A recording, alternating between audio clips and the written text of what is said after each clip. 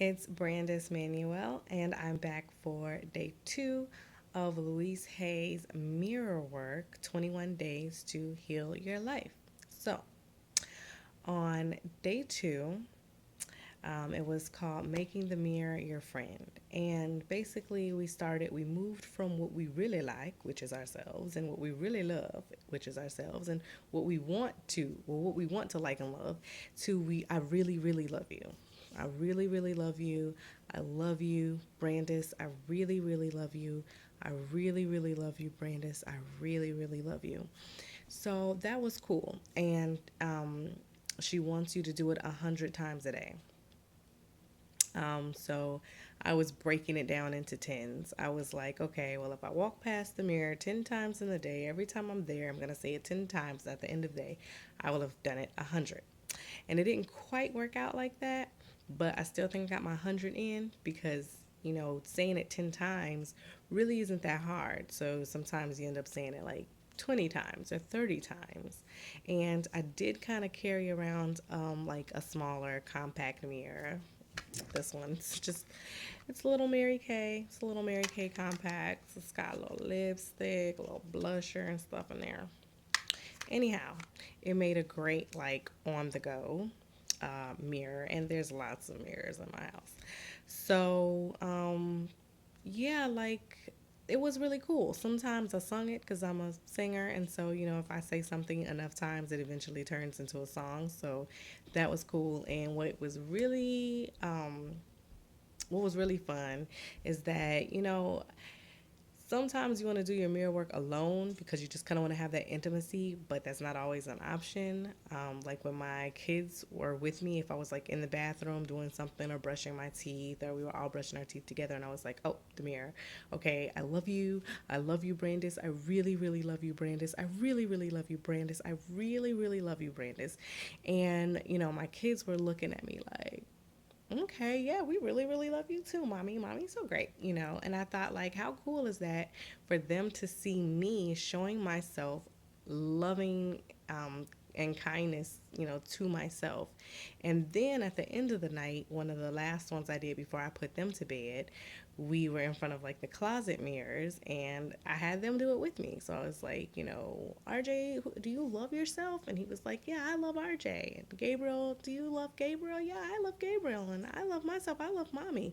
And I love you. And I love you. And I love you. So then everybody loved everybody. And that was a lot of fun, and jumping on the bed. And I think that's something that we can incorporate into bedtime every night. Just, I love myself. I love RJ. I love Gabriel. I love mommy. We all love each other. So kind of puts you on like a serious high to just walk around saying that you love yourself all day long. And I didn't really experience a lot of resistance to that.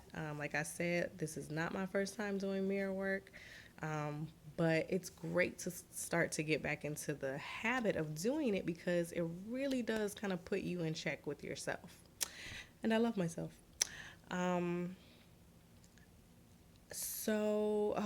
the journaling exercises for this week, we go a little bit deeper than we did yesterday or today. Day two is a little bit deeper than day one. So the first question, there are three questions, but they're kind of like multiple part questions. So the first question is, what do you want that you are not getting? What do you want that you are not getting? And two things kind of came up for me. The first thing was unconditional love.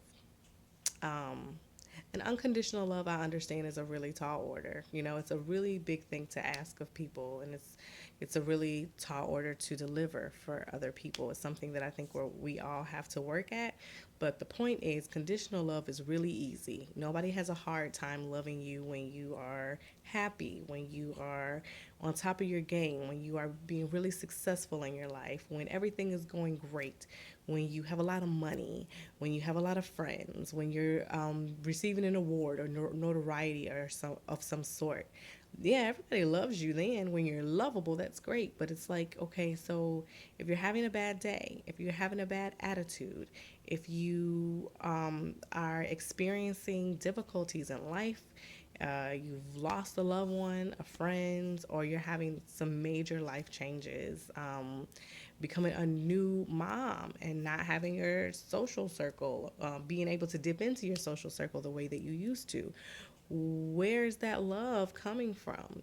Who's going to stand there for you in those moments when you are not necessarily being like the most lovable person because you maybe have been depleted of that, and you need someone to just look at you and still hold you in the highest esteem. And I guess one of the things I kind of got from this exercise was, you better be the first person to stand there for yourself and say, I really, really love you. Brandis, I love you. I love you no matter what you're going through. I really, really love you. No matter what you think you look like, or how you think you're coming across, or how you may feel up or down or good or bad, I really love you. Because what does RuPaul say? Um, how the hell somebody else gonna love you if you don't love yourself? I probably misquoted him, but it's something like that. So, yeah, the other thing that came up that I want that I'm not getting is, I felt like breakthroughs. I'm no stranger to hard work and achievement. So sometimes I feel like I'm putting a lot in, putting a lot in, putting a lot in, putting a lot in, putting a lot in, and next level, but not yet. And I'm like, okay, so I'm patient. Put some more in, put some more in, try harder, work harder, work harder, work harder, work harder. Next level, not yet. Okay, so let's work harder, work harder, work harder, work harder. And after a while, you tired. And so I feel like sometimes what I want that I'm not getting is that breakthrough to the next level, that next plateau. Like, I want to be done with this level. This level was great, and I love all y'all, but I'm ready to bounce now and go to level infinity. So those are some things I feel like, I want that I'm not getting. And question number 2 is, when you were growing up, what were the rules about deserving? Um, when I was growing up, the rules about deserving were kind of split, right? Um, I, my mom had some rules about deserving, and my dad had some rules about deserving. My mother's rules about deserving were a little bit more on the side of, you deserve everything. You deserve the world. Anything you want, you can get it. All you have to do is believe in yourself and have faith for it. And in her world, in the world that I lived in with her, that was true and that happened. And my dad was a bit more on the practical side, and he was like, you deserve what you got. What I give you, what you deserve, is right here in front of you. So there you go. Case closed. Who needs any more deservingness?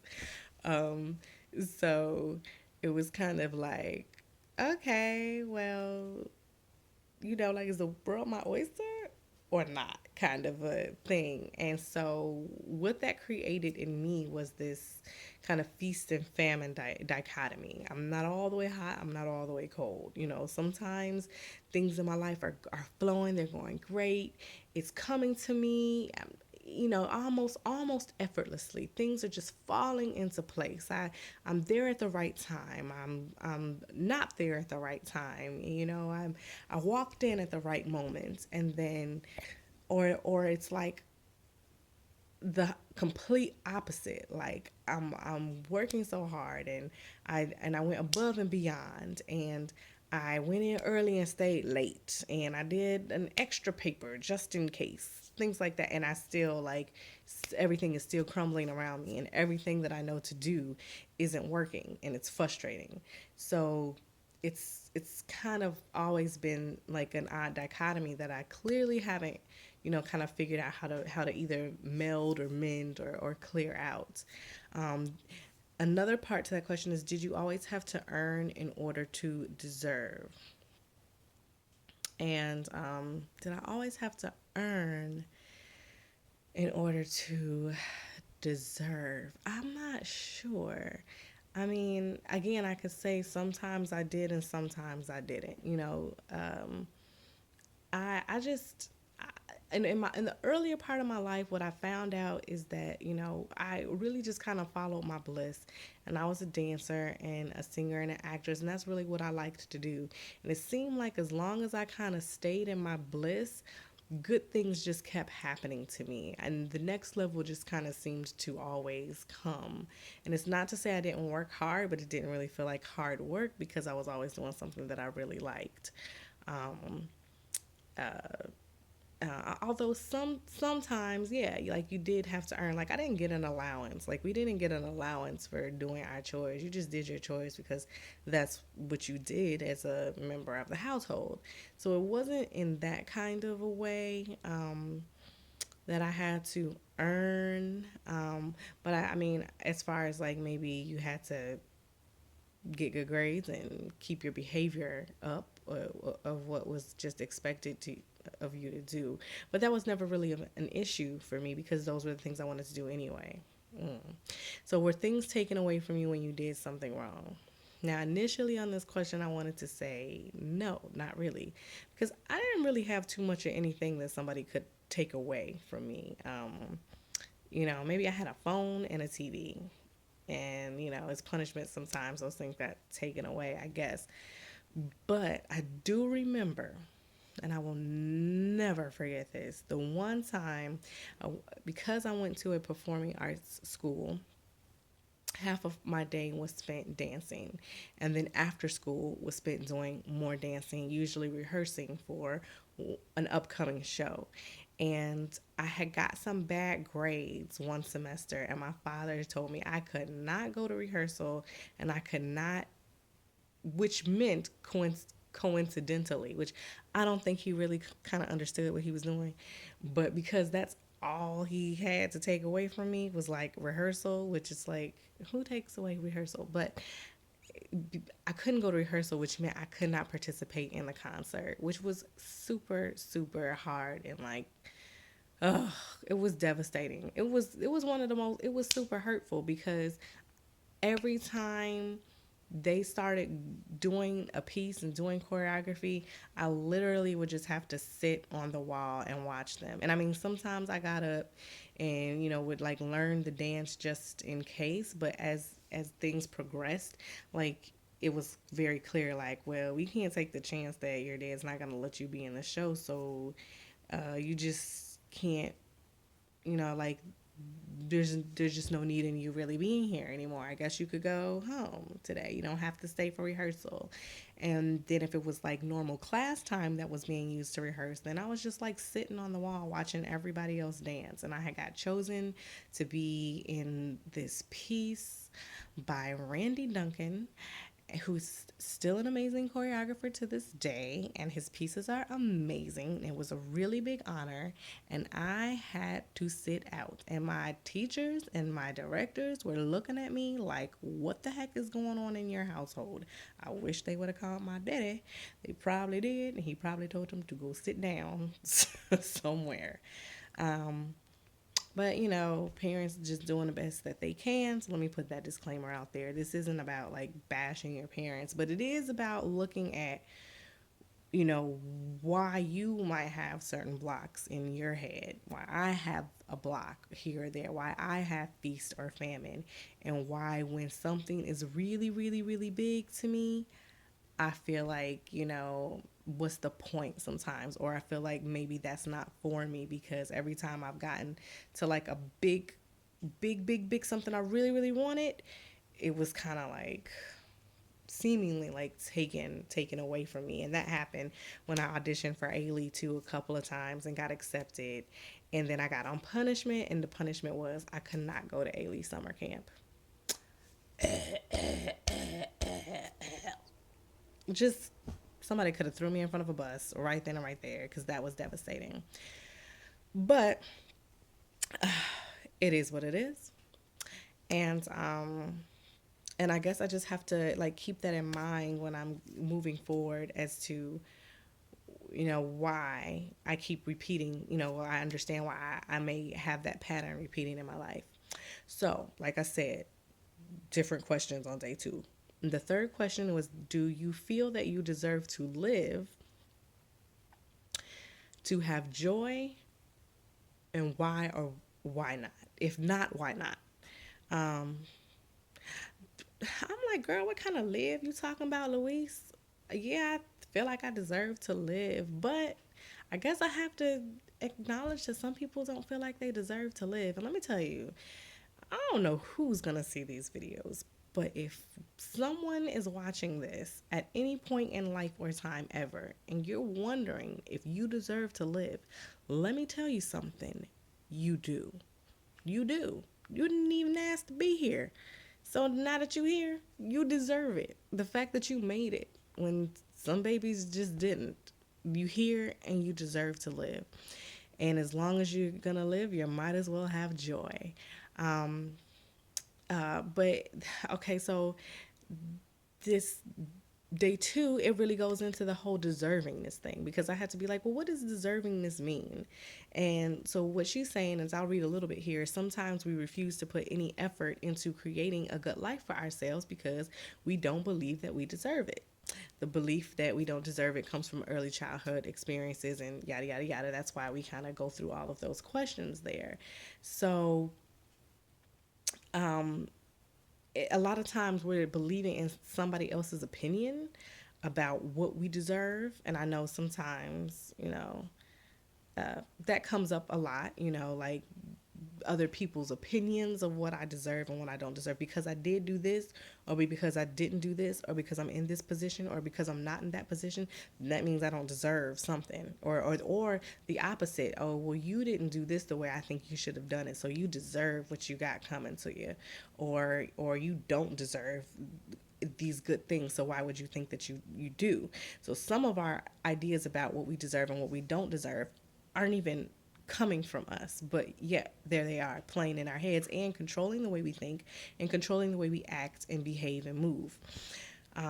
So deservingness has nothing to do with being good. It is our unwillingness to receive the good in life that gets in the way. Allow yourself to accept the good, whether you think you deserve it or not. That's a little excerpt for the book. So on the day two meditation, it's called A Circle of Love, and I listened to this one on the audio. And it was really good. I don't know if I can describe it because in my head, as I'm meditating, seeing myself in the circle of love, and it was just swirling beautiful colors and gold, and of course there I am looking like a goddess, and it's basically that you're surrounded by love, and you're in a very safe place. And your arms are wide open and you're saying, I'm open and receptive. Because when we can let our guard down, when we feel safe, when we feel love, when we feel accepted, then we can also be in a position to not only give, but to receive. And so, just in closing, I'll leave you with the last excerpt from the chapter, and that's on this planet. We can be in a circle of hate, or we could be in a circle of love and healing. I choose to be in a circle of love. I realize that we all want the same things: to be peaceful and safe, and to express ourselves creatively in ways that are fulfilling. See the world becoming an incredible circle of love. And so it is. See you tomorrow for day 3.